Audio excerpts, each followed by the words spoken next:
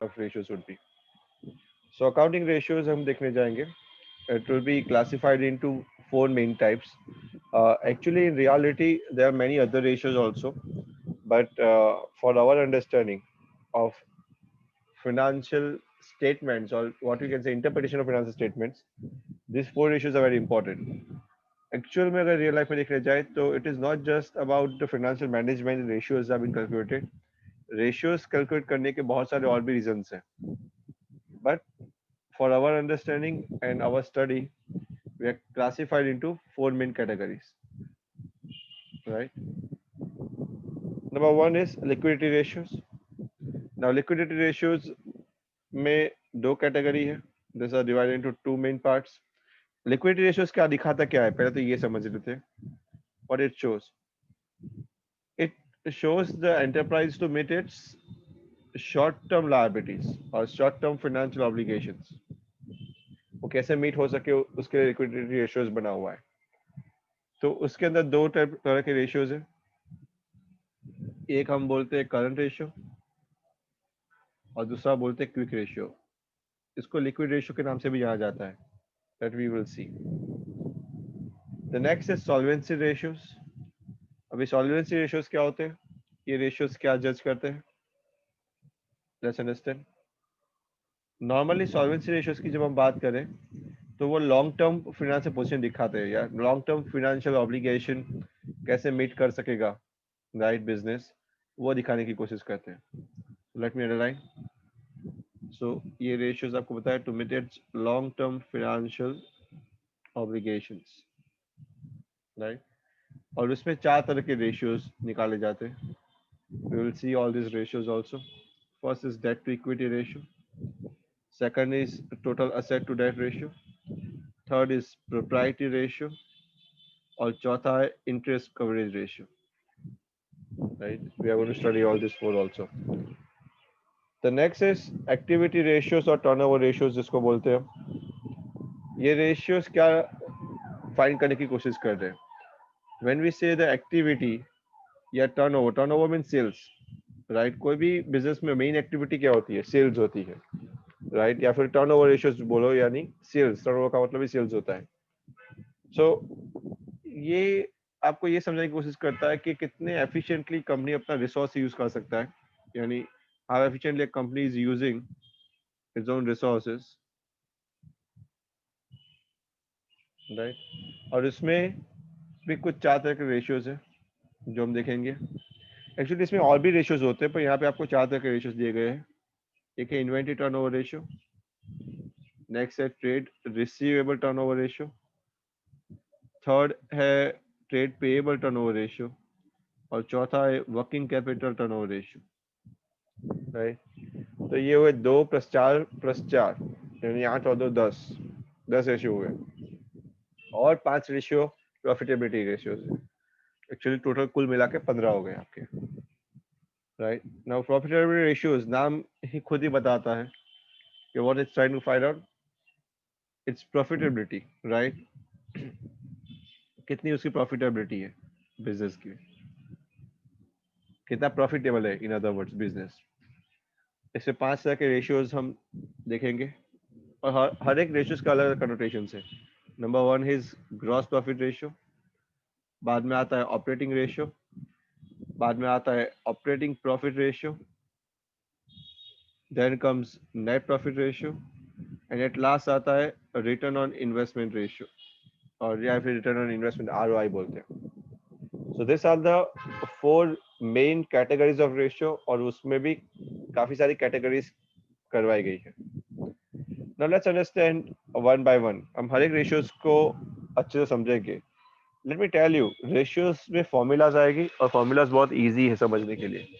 What is different and difficult is to how to crack that formula, right.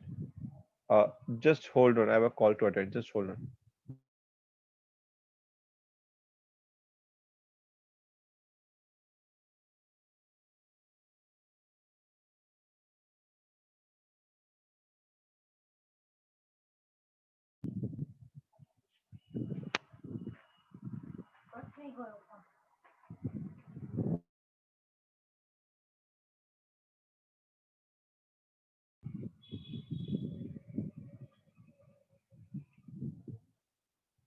liquidity ratio, short term solvency ratios. Now liquidity ratios होता क्या है? Now as I told you, liquidity का मतलब होता है कि it shows कि वो short term obligation या short term liability कैसे meet कर सके firm, right? वो ratio basically उसके लिए ही है. So liquidity ratio refers to the firm's ability to meet its current obligations or short term liabilities. कैसे easily meet कर सके. और इसमें मैंने बताया आपको जैसे दो तरह के रेशियोज है. It is a current ratio and the liquid ratio. उसमें करंट रेशियो और लिक्विड रेशियो दोनों है. So let's understand current ratio. Current ratio क्या होता है? Let's understand this two types. मैं जस्ट हाईलाइट कर लेता हूँ. First is current ratio and the second is liquid ratio. इसको क्विक रेशियो या एसिड टेस्ट रेशियो भी बोलते हैं. समझते हैं? First current ratio. This establishes the relationship between current assets and current liability, right? Current ratio normally current asset और current liability का relationship है और बहुत सिंपल सी फॉर्मूला है उसकी. उसकी formula current ratio is equal to क्या बोलते हैं? Current assets upon current liabilities. Clear? इसको प्योर रेशियो भी बोला जाता है और उसको एक्सप्रेस करने के लिए रेशियो यूज होता है. इट इज प्योर रेशियो में एक्सप्रेस होता है ऑलवेज, राइट? 2:1 या 4:1 या 3.5:1 लाइकवाइज. नाउ करंट असेट्स क्या है और करंट लायबिलिटी क्या है वो आपको पता ही already. But then also, right, यहाँ पे बहुत विस्तार से समझाया है कि करंट असेट्स क्या होना चाहिए और करंट लायबिलिटी क्या होना चाहिए. बेसिकली करंट का वर्ड आपको पता ही है ऑलरेडी, जो हम फर्स्ट चैप्टर से पढ़ते आ रहे हैं. इट मीन्स के it should be the assets, यानी, और what you can say the cash and cash equivalents और the other assets that can be recoverable, right, within the period of 12 months or within the period of operating cycle. या फिर ये assets ऐसे होते हैं that can be converted into cash and cash equivalents within the period of 12 months or within the period of operating cycle. तो उसको current बोलते हैं. अगर वो repayable ना हो या फिर let's say converted into cash ना हो within a period of 12 months और operating cycle, तो उसको non current बोला जाता है, right? तो यहाँ पे तो current ही दिया है. So very simple definition आपको पता है. It should be converted into cash and cash equivalents within 12 months of the date of balance sheet or within the period of operating cycle, and this is repayable within 12 months from the date of balance sheet within the period of operating cycle, right, or 12 months. Now इसमें include क्या क्या होता है? So काफी कुछ चीज इसमें included है, जैसे current investment, right, short term investment in marketable securities, inventories, trade receivables, cash and cash equivalents, short-term loans and advances, and other current assets. ये सब आप पढ़ चुके हो. Just hold on, just hold on for a while.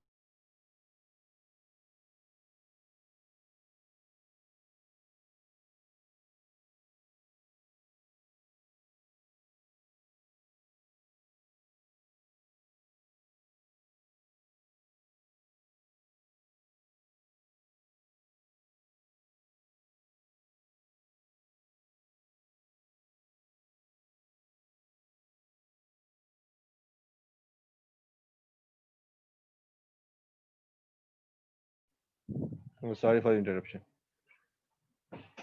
Fine. So current investment, short-term investment. अभी short-term क्या होता है? There is marketable. They can be easily sell in the market. Next is inventories. Inventories में याद रखिए loose tools जो होते हैं वो भी inventories का part है. हम first chapter में पढ़ चुके हैं ये, right? और stores and spares यानी spare parts. ये सब कुछ भी inventories में आता है.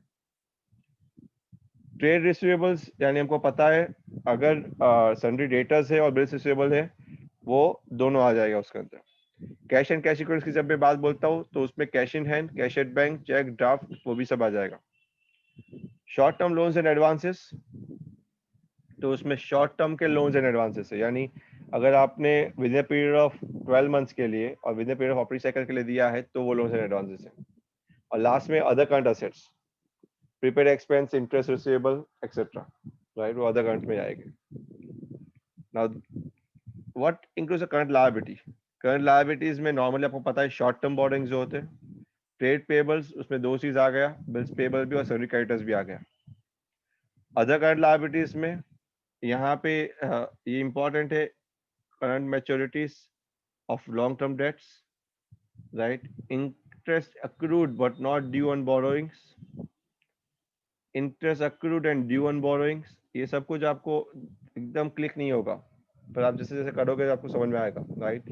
बाकी तो आपको पता है आउटस्टैंडिंग एक्सपेंसेस आते हैं, अनक्लेम डिविडेंड आता है, अनक्लेम डिविडेंड को भी अंडरलाइन कर देता हूँ, वो आपको ध्यान में नहीं रहेगा तो, एंड कॉल्स इन एडवांस, तो सब कुछ अदर करंट लायबिलिटीज में जाता है। काफी टाइम ये स्पेसिफिक बोला हो तो आपको ध्यान देना है। और लास्ट है शॉर्ट टर्म प्रोविजन, जो लाइन आइटम का ही पार्ट है, जो आपको पता ही है ना। यहाँ पे क्या बोल रहे हैं, सीबीएसई गाइडलाइंस 2013 के हिसाब से other current assets, right, except prepaid expenses, accrued incomes and relevant tax are not to be evaluated, यानी तीन ही चीज को इवैल्यूएट किया जाएगा, राइट। अगर अदर करंट असेट्स में हम बात करें तो यहाँ पे जब मैं यहाँ पे हाईलाइट कर देता हूँ एक बार, ये अदर करंट असेट्स की जब मैं बात कर रहा हूँ, और यही अदर करंट असेट्स का यहाँ पे उन्होंने गाइडलाइंस दिया है, राइट। उसमें सिर्फ तीन ही चीज आपको देखी जानी है, प्रीपेड एक्सपेंस, अक्रूड इनकम और एडवांस टैक्स, राइट। ये तीन के सिवा बाकी कुछ भी इवेल्यूएट नहीं किया जाएगा। क्लियर है ये?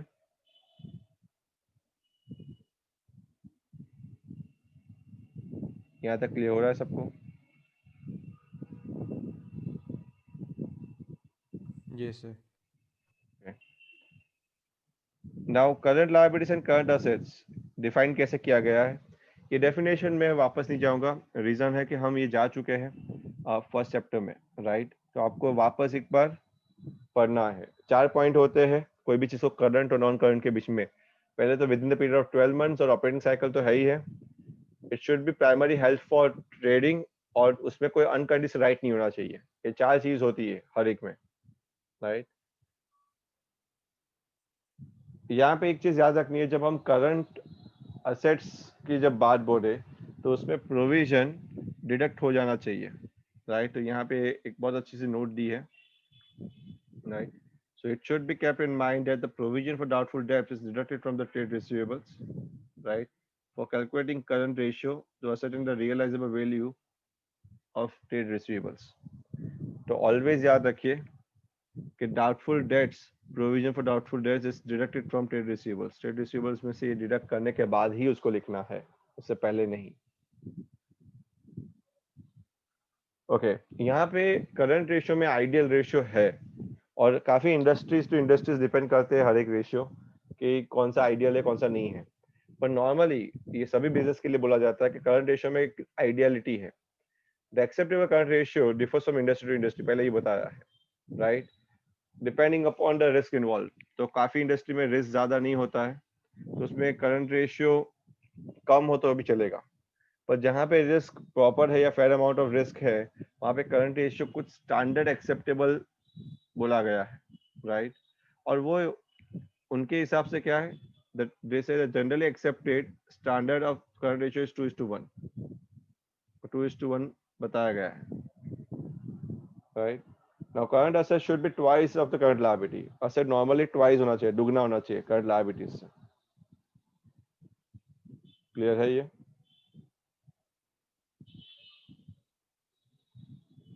यस। Yes, sir. सो 2 times होना वो नॉर्म है, एक याद रखना। अगर एग्जाम में आपको पूछा जाए कि नॉर्म्स के हिसाब से करंट रेशियो अगर नहीं होता है तो कौन सी कंपनी वायबल है, तो आपको ये ध्यान रखना है कि नॉर्म 2:1 का। If the current ratio is 2 और मोर देन 2, उसका मतलब ये होता है कि फर्म के पास एडिक्वेट लिक्विड है, सफिशिएंट मात्रा में लिक्विड है, यानी लिक्विड का मतलब पैसा है, जिससे वो अपना करंट ऑब्लिगेशन मीटअप कर सकता है। पर अगर करंट रेशियो लेस देन 2 होता है, राइट, तो वो दिक्कत है, डिफिकल्टी है। तो मोर देन 2 होना नॉर्म बोला गया है। It should be always more than 2, it should not be less than 2।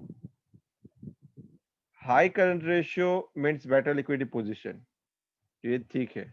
But यहाँ पे एक चीज ये भी है कि but a very high current ratio means poor operational efficiency. उसका मतलब ये हो जाता है कि आप डेटा से पैसा वसूल नहीं सक रहे हो। जैसे मैंने बोला था कि हर एक रेशियो में दो मतलब निकलते हैं, एक पॉजिटिव और दूसरा negative.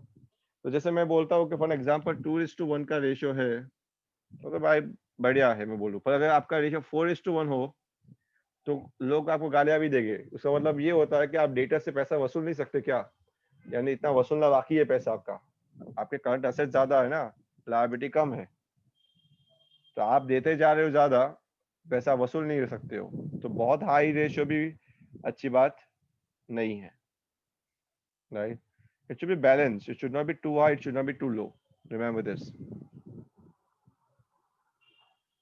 It may be because of the following reasons, और ये कुछ इस वजह से हो सकता है। नंबर वन, ऐसा हो सकता है स्टॉक में भी इंक्रीजिंग। अगर स्टॉक करंट असेट है, सी करंट असेट करंट लायबिलिटी की फॉर्मूला क्या है, सी ए अपॉन सी एल है।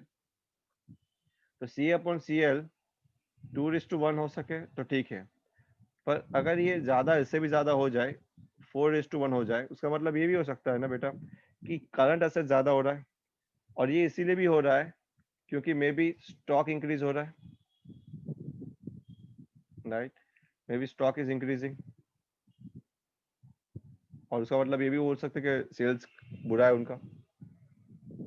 या फिर हम बोल सकते हैं कि ज्यादा पैसा ट्रेड रिसीवेबल में है, यानी पैसा हमने लिया ही नहीं है। उसका मतलब ये भी हो सकता है हमने पुअर कलेक्शन, हम कलेक्ट नहीं कर पा रहे पैसा डेटर्स के पास से अच्छे से।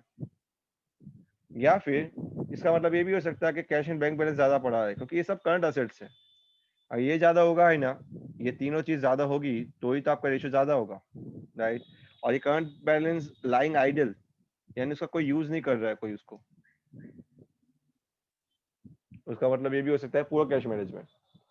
तो बहुत हाई होना बुरी बात है। हाँ, 2:1 हो, दुगना हो, आपकी लायबिलिटी करंट लायबिलिटी से दुगना हो तब तक चलेगा, और ज्यादा हाई होना अच्छी बात नहीं है। लो करंट रेशियो में be due to inadequate investment in current assets which may result in low liquidity, right. और इसीलिए सॉल्वेंसी पे सवाल हो जाता है। तो दोनों बाजू सवाल होते हैं। ज्यादा होना, बहुत ज्यादा होना भी गलत है, और बहुत कम होना भी गलत है, क्योंकि ऑलवेज याद रखो बैलेंस पे चलना चाहिए कंपनी को। कंपनी बहुत ज्यादा रेशियो रखेगी तो भी लोग सवाल उठाएंगे उस पर। Now current ratio should be reasonable, what it says, यही वर्ड को हर रेशियो में यूज किया गया है, राइट। नॉर्मली करंट रेशियो कैसा होना चाहिए, it should be reasonable. Reasonable का मतलब it should not neither be too high not too low, क्योंकि बहुत ही both of this situation are disadvantages, उससे फर्क पड़ता है। भाई यही प्रैक्टिकल एप्लीकेशन है, मैं बता दूं आपको, राइट। अभी तक आपने जो भी समझा इसका प्रैक्टिकल एप्लीकेशन यही है, इससे ऊपर कोई प्रैक्टिकल एप्लीकेशन नहीं है। जो आप रेशियो निकालना है वो तो आप निकाल लोगे, पर निकालने के बाद क्या, वो जो रेशियो आया उसका मतलब क्या समझे। वैसे भी आप कभी भी कल उठ के कोई स्टॉक मार्केट में कोई भी कंपनी का इवेल्युएशन करते हो, तो उसमें आप देखते हो कि उसकी करंट पोजीशन कैसी है, राइट। और उसके लिए आपको उनके करंट एसेट्स करंट लायबिलिटी देख के आप ये फाइंड आउट कर सकते हो। इसका ऑब्जेक्टिव सिग्निफिकेंस क्या है, इसका ऑब्जेक्टिव सिर्फ इतना ही है कि ये शॉर्ट टर्म सॉल्वेंसी पोजीशन आपको समझा सकता है, राइट। बेसिकली उसका मेन रीजन समझाना क्या है, short term solvency of the enterprise, यही मेन है, क्या है, समझते हैं। चलिए, यहाँ पे आपको करंट रेशियो निकालना है, राइट। तो बुक और पेन ले लीजिए हाथ में, और हम देखते हैं कि कैसे फाइंड आउट कर सकते हैं। हमको पता है current assets, sorry, current ratio की फॉर्मूला क्या है। करंट रेशियो की formula current assets upon current liability है, राइट। तो करंट असेट कौन कौन से, trade receivable current asset, yes. Prepaid expenses, यानी पहले से पे कर दिए, वो भी करंट असेट में आएंगे। Cash and cash equivalent current asset आएगा। Short term investment, marketable investment current asset बोल सकते हो उसको, यस। मशीनरी नहीं। Bills payable, bills payable current liability में, ये सब सीए के पास है, तो मैं यहाँ पे उसे टिक करने की जगह पे क्या लिख सकता हूँ, करंट असेट लिख सकता हूँ। ये सी ए लिख दूँ मैं यहाँ पे, right. Bills payable current liabilities है, सन्डी डेटर्स करंट लायबिलिटीज है। इन्वेंट्रीज डिबेंचर्स नहीं आएंगे, इन्वेंट्रीज करंट असेट है, और एक्सपेंसेस पेएबल करंट लायबिलिटीज है। ये क्लियर हो रहा है यहाँ पे? चलो अभी आपको पता है तो आप निकाल सकते हो सी अपॉन सी कितना आएगा। सी ऐड करें 1,60,000 प्लस 40,000 2 लाख हो जाए।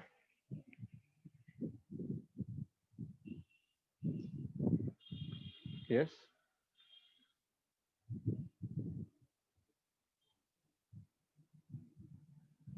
और करंट लायबिलिटी कितना हो रहा है? 20 प्लस 40 60 प्लस 40 1 लाख। ये समझ में आ रहा है? तो रेशियो क्या बनेगा? 2:1, ऐसा बोल सकते हो हम? यस और no? Yes, sir. This is how you need to find it out, right? इन्होंने ऐसे लिखा है। आइडियल वे में आपको हर जगह पे फॉर्मूला जितनी लिखोगे उतना अच्छा है। जैसे यहाँ पे उन्होंने फॉर्मूला की करंट असेट्स की और करंट लायबिलिटीज की, फाइंड आउट किया है दोनों को, और लास्ट में फॉर्मूला में रख दिया है उन्होंने। चलो देखिए इलस्ट्रेशन 2, अभी आप खुद करोगे।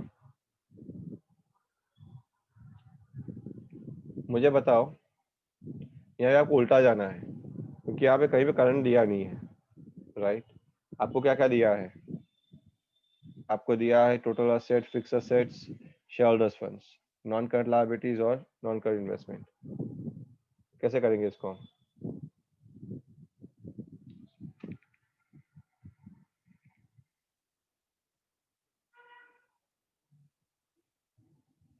यस, मैं व्हाइट बोर्ड ले रहा हूँ, व्हाइट बोर्ड पे जाता हूँ मैं।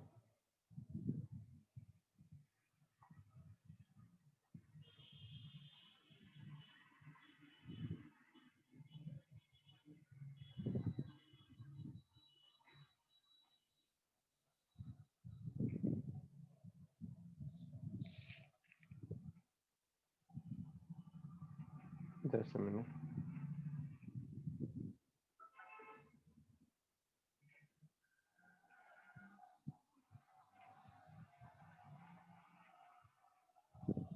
कैसे करा जाएगा इसको?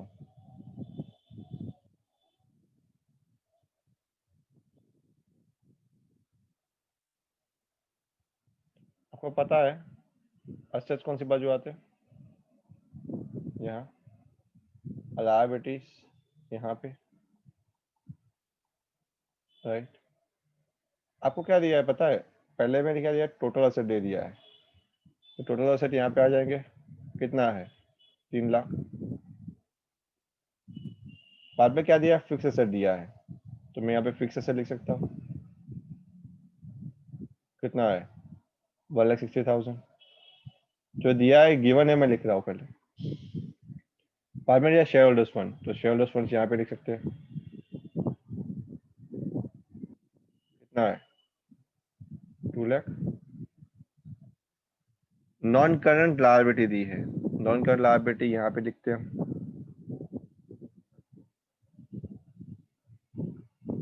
कितना है? 80,000। और बाद में दिया non current investment, non current investment यानी लॉन्ग टर्म इन्वेस्टमेंट है, राइट? कितना है? 1 लाख। अभी यहाँ पे जो दिया नहीं है वो क्या नहीं दिया है? करंट नहीं दिया है। तो मैं ये बोल सकता हूँ कि दोनों का डिफरेंस होगा वही करंट होगा, राइट? 2,60,000 हो गया तो कितना बचा? 40,000 करंट हो जाएगा, करंट असेट्स। यस और no? This is the missing that we have found out. Clear हो रहा है? वैसे ही अगर यहाँ पे एक बात समझो कि 3 लाख टोटल है, तो लायबिलिटी का भी टोटल 3 लाख ही होगा ना, क्योंकि बैलेंस शीट टैली होती है अल्टीमेटली, तो यहाँ पे भी 3 लाख ही होना चाहिए। और इसमें करंट लायबिलिटीज कितनी होगी? 2,80,000 का हिसाब मिल गया है, 20,000 का हिसाब नहीं मिला है, तो मैं बोल सकता हूँ ये करंट लायबिलिटी होगी, राइट? तो this is also missing, even ये भी मिसिंग था। समझ में आ रही है? Now it is very easy. अगर मुझे कोई पूछे करंट रेशियो कितना है, so now I find it with the help of formula. Current ratio is equal to current asset upon current liability, that is 40,000 upon 20,000, right? That is equal to 2:1. Clear हो रहा है ये?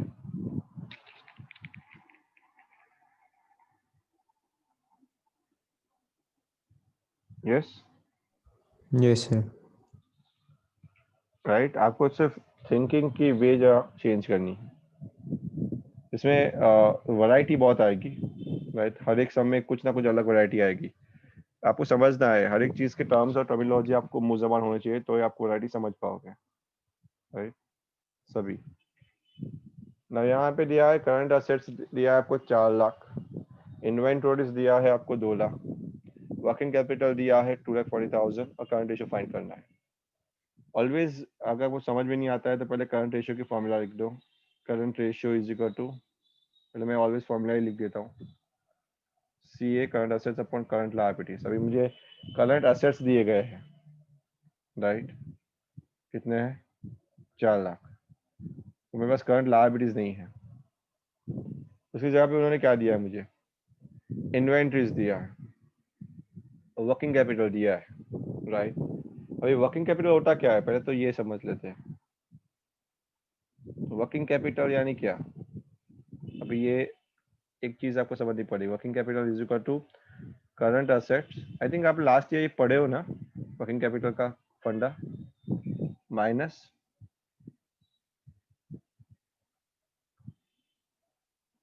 Liabilities, right. और अगर उसमें से अगर आपको करंट असेट दे दिए गए हैं, ये तो दे दिया है ना, करंट असेट कितना है? 4 लाख है,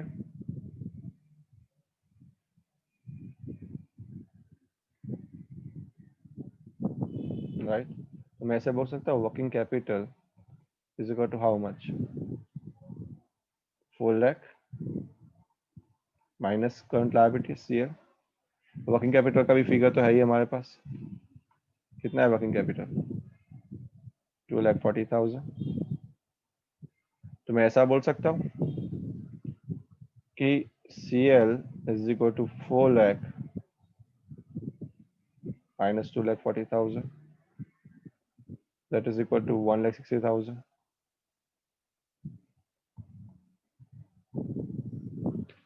यस और नो, राइट. अभी यहाँ पे ये जो पता नहीं इन्वेंट्रीज और वो लोग ने दिया है, वो आई थिंक कंफ्यूज करने के लिए दिया है. आई थिंक इसका कोई सेंस नहीं बनता है इन्वेंट्रीज को देने को यहाँ पे.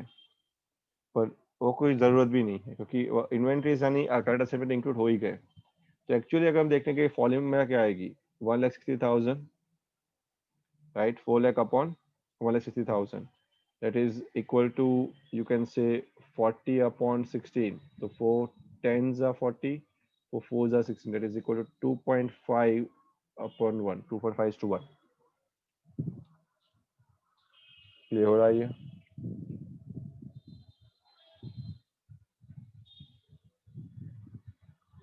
यस.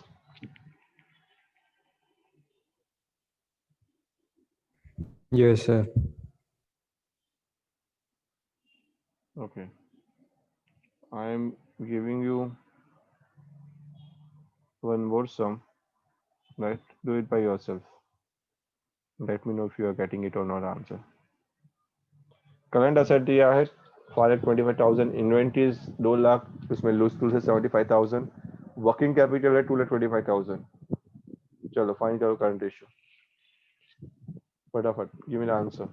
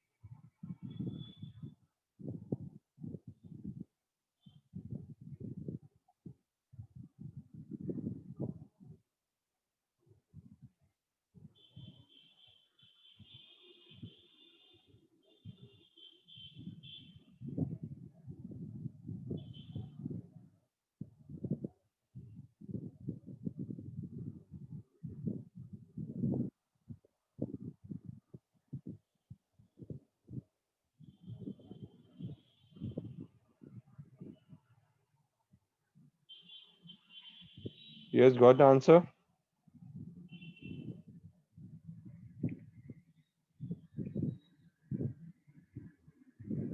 आंसर आया?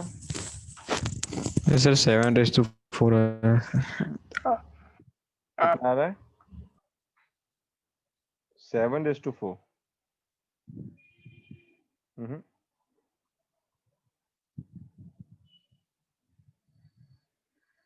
कितना आ रहा है?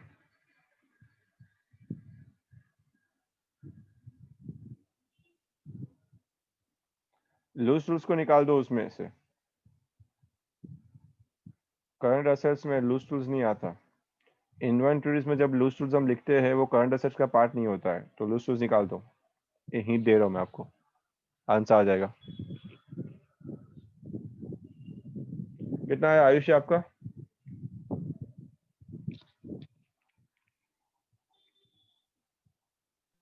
Ayushi? Yes, sir. 1.5:1. Yes, 1.5:1 is the answer. Actually उसमें से लूज टूल्स आपको निकालना पड़ेगा. See, actually लूज टूल्स मैं निकालूंगा, so 5,25,000 में से 75,000 अगर मैं निकाल दूंगा, right, what is going to remain? 12 minus 7, 5. 4,50,000 is going to remain, right? Now this 4,50,000 is my current assets, actual current assets, right? क्योंकि मैंने करंट असेट्स में इन्वेंटरीज डाल दिया होगा, और ये इन्वेंटरीज के अंदर भी क्या है? लूज टूल्स है. तो ये लूज टूल्स को हटाना पड़ेगा मुझे, तो एक्चुअली करंट असेट मुझे मिलेगा. नाउ वर्किंग कैपिटल क्या है? Working capital is equal to current assets minus current liabilities, बराबर है. अब ये करंट असेट्स क्या है? सो वर्किंग कैपिटल आया 2,25,000, राइट. करंट असेट है 5,25,000 विथ लूज टूल्स और सब कुछ है उसके अंदर, माइनस करंट लायबिलिटीज है, राइट. सो करंट लायबिलिटीज क्या होगा? 5,25,000 minus 2,25,000, so that is equal to 3 lakh.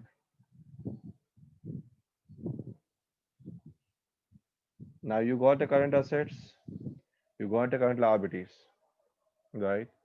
So that is equal to CA upon CL, that is 4,50,000 upon 3 lakh, that is equal to 45 upon 30. 15 threes are 45, 15 twos are 30. That is, yes, definitely 1.5:1 is the answer.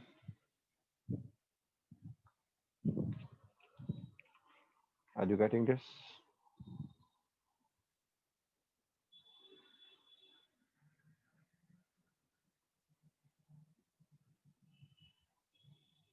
Yes, sir.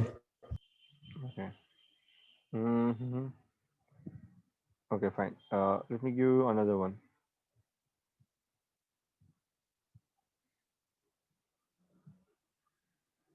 जितने illustrations करोगे उतना ही आपको आएगा अच्छे से. यहाँ पे illustration सभी कर जाने, राइट. मैं सबको इलस्ट्रेशन नहीं करवा पाऊंगा, पर जितना करवा सकता हूँ उतना करते हैं. ट्रेड पेबल दिया है 50,000, वर्किंग कैपिटल दिया है 18 लाख, करंट लायबिलिटीज दिया है 6 लाख. करंट रेशियो क्या आएगा?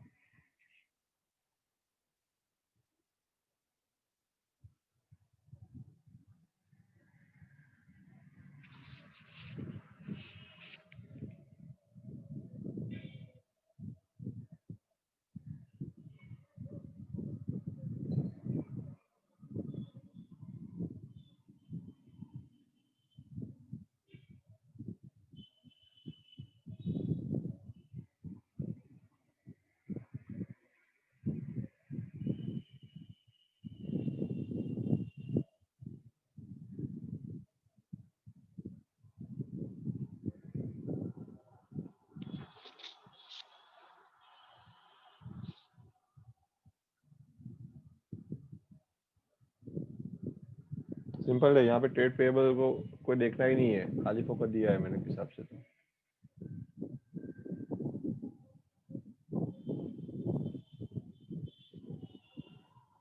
Sir, 4:1. यस, 4:1. Yes, sir.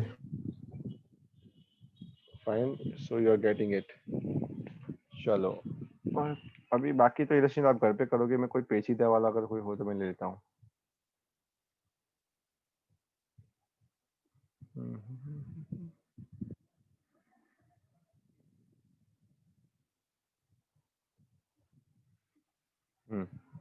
ऐसा आ सकता है आपको।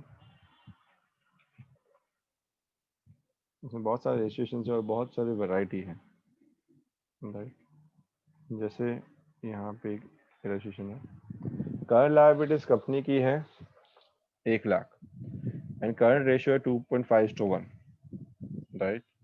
अभी यहाँ पे क्या लिखा है आगे कि it paid 2,50,000 to a creditor को कुछ पे किया।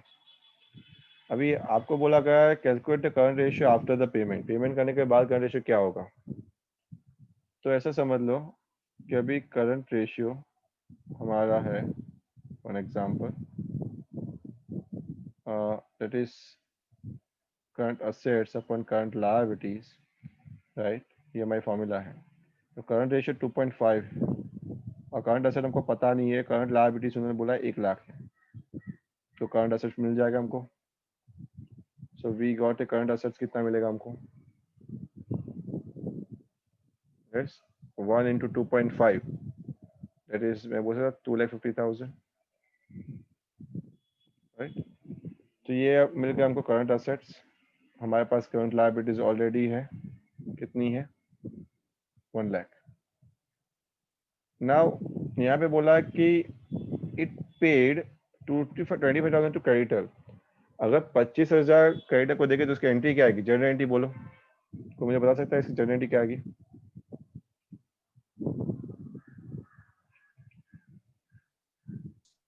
Yes, I creditors to cash. Very good, creditors to cash, creditors account debit to cash account, right. यहाँ पे देखने जैसी बात है कि क्रेडिटर है क्या, एक्चुअली वो है लायबिलिटी, पर उसको डेबिट कर रहे हैं क्योंकि उसको पेमेंट कर रहे हैं, इसलिए एक्चुअली क्रेडिटर कम हो रहा है, रिड्यूस हो रहा है। एट द सेम टाइम अगर हम देखेंगे कैश, तो उसको भी कम कर रहे हैं क्योंकि उसको क्रेडिट कर रहे हैं, कैश का बैलेंस नॉर्मली डेबिट होता है क्योंकि वो करंट असेट है, तो दोनों ही कम हो रहा है। वो क्या पूछ रहे हैं कि इसके बाद आपका रेशियो क्या आएगा। तो अगर क्रेडिटर भी 25,000 से रिड्यूस हो रहा है, कैश भी 25,000 से रिड्यूस हो रहा है, तो एक्चुअली एंट्री कुछ हिसाब से आगे current asset, revise current asset कितने हो जाएंगे 2,50,000 में से अगर 25,000 में निकाल दूंगा तो मेरा रिवाइज करंट असेट होगा 2,25,000, राइट। और सेम क्रेडिटर्स यानी कि लायबिलिटीज का भी ऐसा ही हाल है। तो करंट लायबिलिटीज की अगर मैं बात करूंगा, तो अगर 1,00,000 करंट लायबिलिटीज है मेरी, तो वो भी कम होगा 25,000 से, तो कितना बचेगा 75,000। ये समझ में आ रहा है यहाँ तक सबको पहले?